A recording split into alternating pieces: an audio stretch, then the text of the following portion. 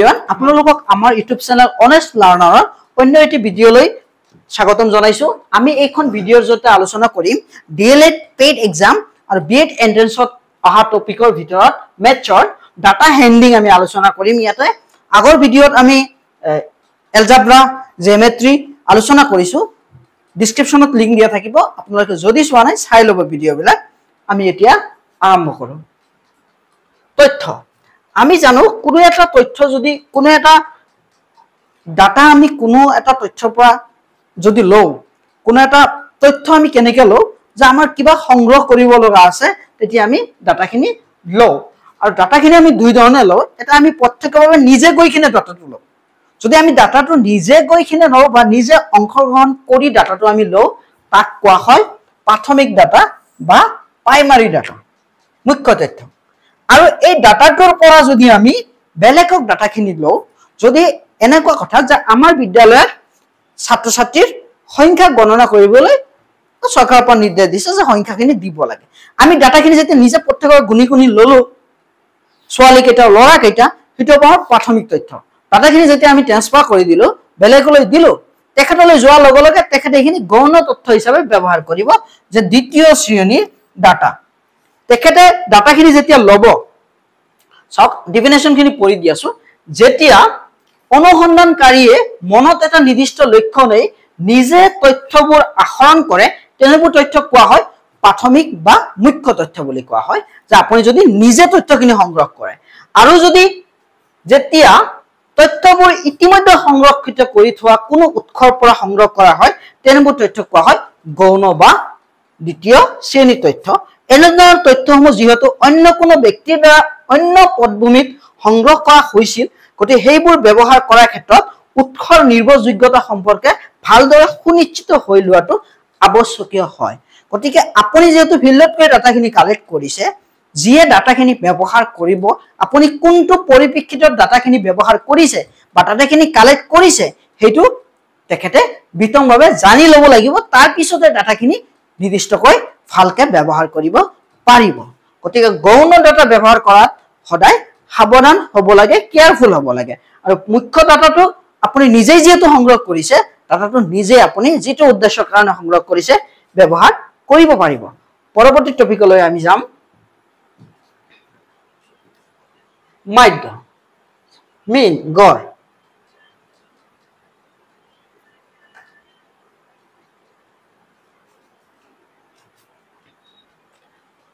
পৰ্যবেক্ষণৰ আটাইবোৰ মানৰ সমষ্টিক মুঠ পৰ্যবেক্ষণৰ সংখ্যাৰে ভাগ কৰি পোৱা মানক মাধ্য বুলি কোৱা হয়। মাধ্য মানে গড়। এতিয়া সাপোজ আমাৰ 5জন মানুহে আমি গৈছো, এজনে 1 টকা খৰচ কৰিছে, 2 টকা, 3 টকা, 4 টকা, 5 টকা। আৰু গড় টকা কিমান খৰচ হৈছে সবখিনি যোগ কৰি দিয়ক।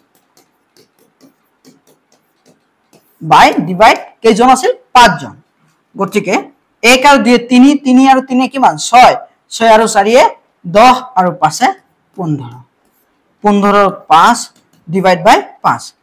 5 15 কেইবাৰ 3 বাৰ। গতিকে প্ৰত্যেকজনে 3 টকা গড়ে খৰচ হৈছে। এতিয়া 5 গৰাকী ব্যক্তিক তেওঁলোকৰ সম্প্ৰদায়ৰ বাবে ৰাজহুৱা কামত এসপ্তাহত খৰচ কৰা সময়ৰ বিষয়ে সোধা হৈছিল। তেওঁলোকে যথাক্ৰমে 10, 7, 13, 20 আৰু 15 ঘণ্টা বুলি জনাইছিল। সপ্তাহত তেওঁলোকে ৰাজহুৱা কামত আত্মনিয়োগ কৰা সময়ৰ মাধ্য বা গড় উলিয়াব লাগে, মিন উলিয়াব লাগে। ইয়াক x বাৰেৰে বুজোৱা হয়। x বাৰ চাওক, গোটেইখিনি আমি যোগ কৰি দিম। কিমান আছিল 10, 7,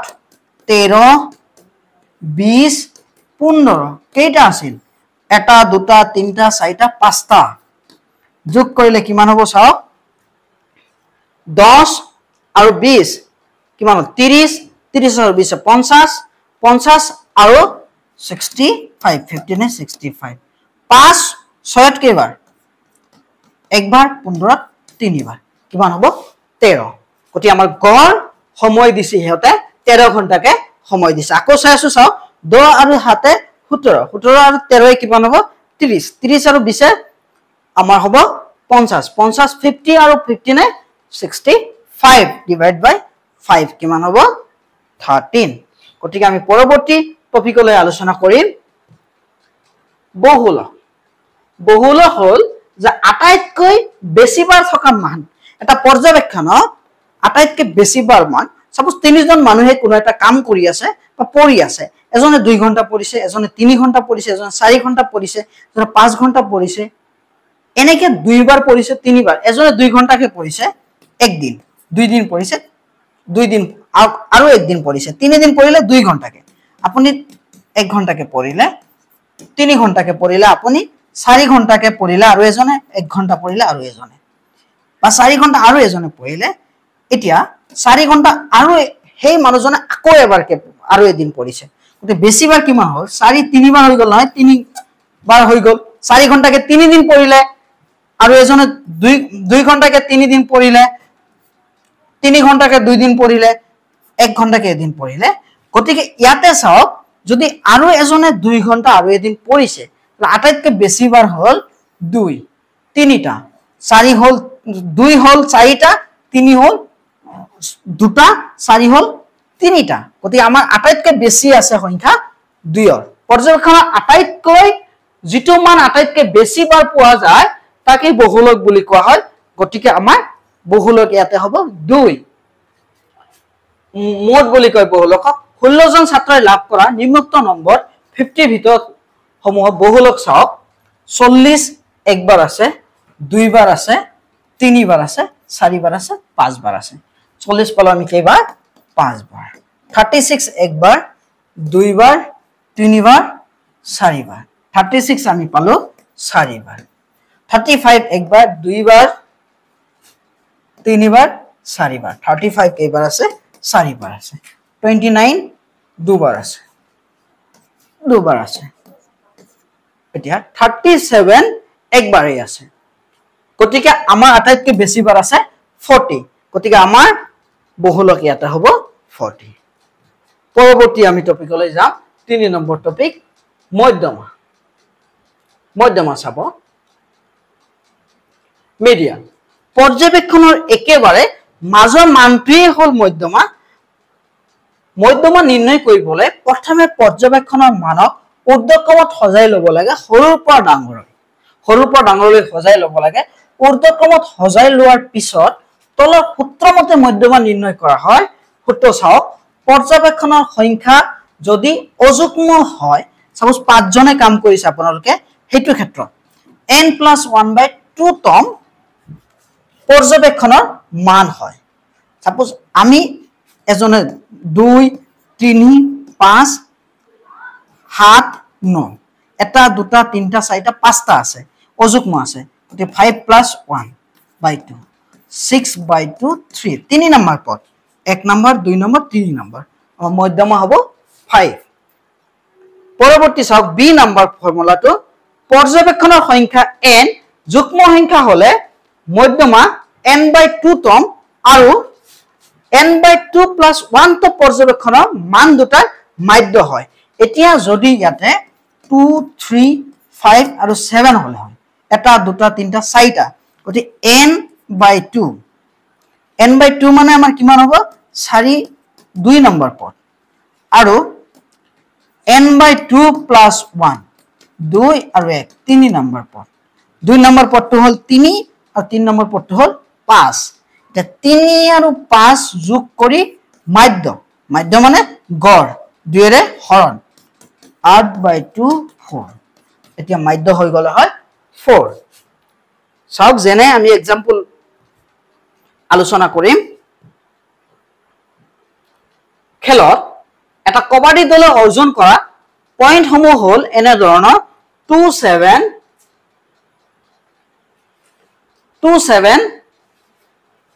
15 5 14 8 আৰু 10 ইয়াক আমি সিৰিয়ালি বহাইলো আমাৰ আটাইতকৈ সৰু আছে 2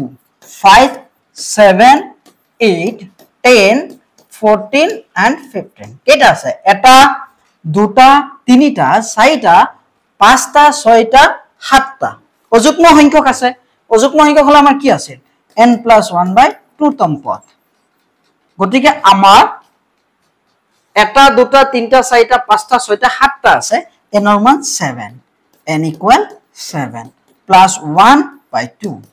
8/2 sin তম পদ sin পদ কোনটো আছে চাওক এটা দুটা তিনটা চাৰিটা 8 হ'ব আমাৰ ইয়াতে মাধ্য বি নম্বৰ চাব খেলত এটা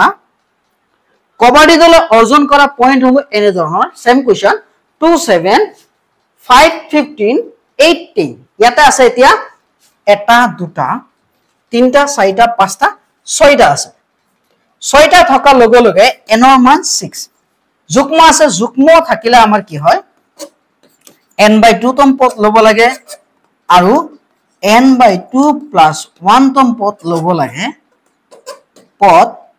লাগে লৈ কিনে 2 এৰে হৰণ এতিয়া 6/2 3 তম পদ আৰু 6/2 + 1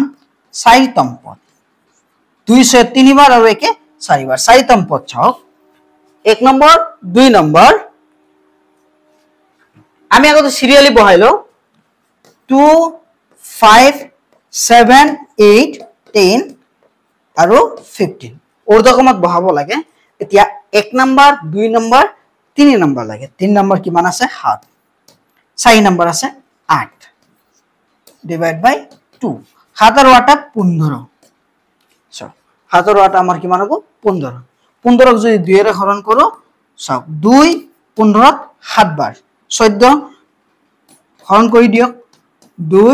7 বাৰ 14 1 থাকিব দশমিক দিয়ক 10 2 10 5 বাৰ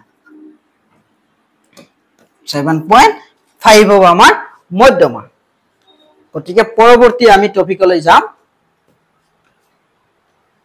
দণ্ডলেখ বাৰ গ্ৰাফছ চাব ইয়াতে কি হয় যে দণ্ডলেখ হল ছবিৰ মাধ্যমত তথ্য প্ৰকাশ আৰু সচৰাচৰ কোনো চলক নিৰ্দেশ কৰা এডাল অক্ষত x অক্ষ সমান অন্তৰালত একে প্ৰস্থযুক্ত দণ্ড কিছুমানৰ দ্বাৰা ইয়াক প্ৰকাশ কৰা হয় এনেকে x অক্ষ থাকে এটো x অক্ষ হয় আৰু এটো y অক্ষ হয় তল লিখা আছে চাওক চলকটোৰ মানবোৰৰ প্ৰদৰ্শন কৰা হয় আন এডাল অক্ষত y অক্ষত আৰু দণ্ডৰ উচ্চতা নিৰ্ভৰ কৰে চলকটোৰ মানৰ ওপৰত কিমান যাব এটো উচ্চতা নিৰ্ভৰ কৰিব y ৰ মানৰ ওপৰত আৰু নিৰ্ণয় কৰা অক্ষত x থাকে কিমান গৈছে 2 3 4 এনেকে এটো x অক্ষত থাকিব আৰু সাপোজ বেমাৰৰ হিসাব সাপোজ টাইফয়েড হৈছে কাৰোবাৰ জ্বৰ হৈছে এই হিসাবটো ইয়াতে লিখা থাকিব আমি আলোচনা কৰিলে চাব বুজি পাব যেনে এটাৰ শ্ৰেণী এটাৰ 40 গৰাকী ছাত্ৰ ছাত্ৰীক তেওঁলোকৰ জন্ম মাহৰ বিষয়ে খুদা হৈছিল আৰু তেওঁ সেই অনুসাৰে পোৱা তথ্যসমূহৰ আমি লেখ প্ৰস্তুত কৰিছো যে আমি দণ্ডলেখ প্ৰস্তুত কৰিছো চাব এতিয়া দণ্ডলেখ আমি কেনেকৈ প্ৰস্তুত কৰিছো যে ইয়াতে আমি লিখিছো জন্মৰ মাহ এটো y অক্ষ এটো y অক্ষত লিখিছো আমি আৰু x অক্ষত আমি লিখিছো নম্বৰ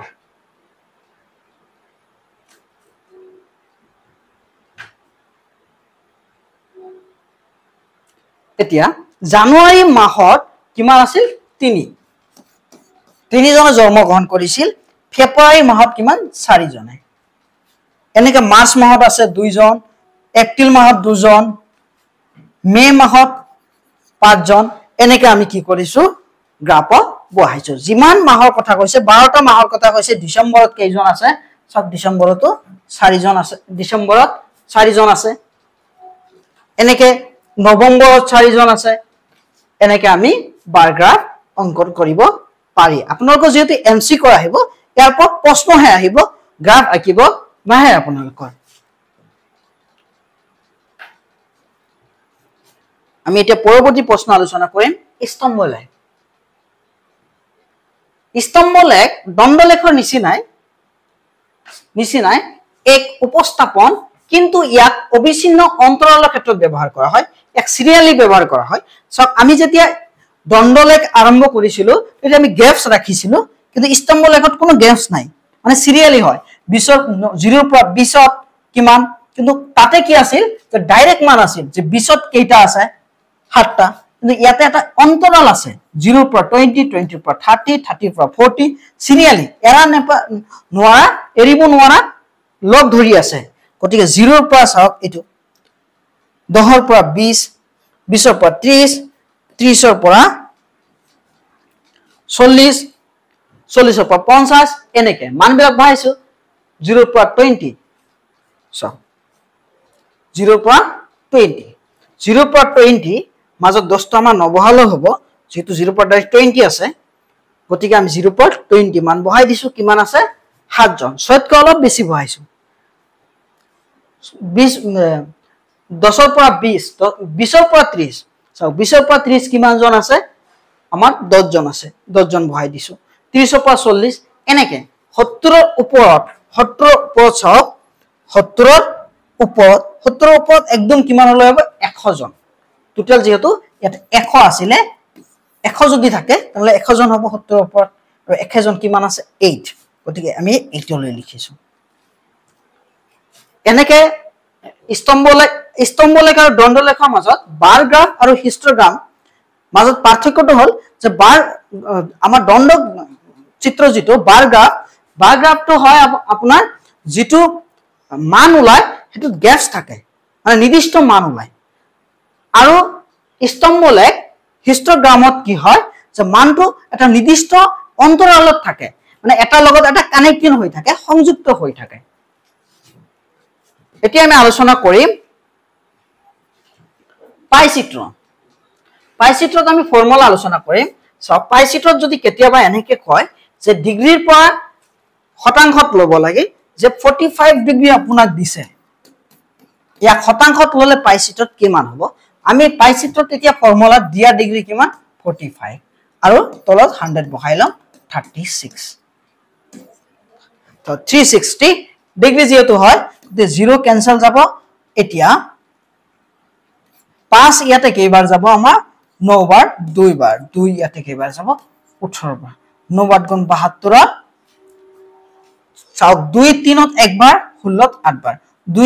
9 8 গুণ 72 2 হাতত থাকিল 7 9 গুণ 9 আৰু 7 16 162 হ'ব আমাৰ এতিয়া ভগ্নাংশ 162 পাৰ্ট হৈ যাব এটো 360 আমাৰ ডিগ্ৰীৰ পৰা 40% পৰা এটো পাৰ্চনৰ পৰা কৈছে যে 45% পৰা আমি মানটো উলাই ললো এটো ডিগ্ৰীত উলাই ললো এতিয়া যদি আমাক কয় যে 45 ডিগ্ৰী আছে তাক কত লব লাগে পাৰ্চনত শতাংশত লব লাগে তেতিয়া 45 বাই কিমান 360 into 100% সব লিখা আছে ডিগ্ৰীৰ পৰা শতাংশ দিয়া মান বাই 360 into শতাংশ মানে 100 শতাংশৰ পৰা ডিগ্ৰী লৈ দিয়া মান বাই 100 360 আকৌ কৈ আছো এখন আমি শতাংশৰ পৰা ডিগ্ৰী লৈ লৈছো আৰু এইখন আমি ডিগ্ৰীৰ পৰা শতাংশ লৈ লম 0 ক্যান্সেল ইয়াতে আপোনাৰ 2 কেইবাৰ যাব 9 যাব চাও ইয়াতে 5 বাৰ 9 ইয়াতে 4 বাৰ 2 ইয়াতে কেইবাৰ যাব 2 বাৰ ইয়াতে যাব 5 বাৰ 25 বাই 2 এতিয়া 2 দুইত একবাৰ পাছত কেবাৰ 2 বাৰ থাকিল 5.5 12.5% টোটাল মানৰ 12.5% আমাৰ কি হল এখিনি লৈছে এনেকে আমি উলিয়াব পাৰো গতে আমাৰ এইখিনি আছিল ডাটা হেন্ডিংৰ টপিক ভিডিওটো সম্পূৰ্ণ চোৱাৰ বাবে আপোনালোকক ধন্যবাদ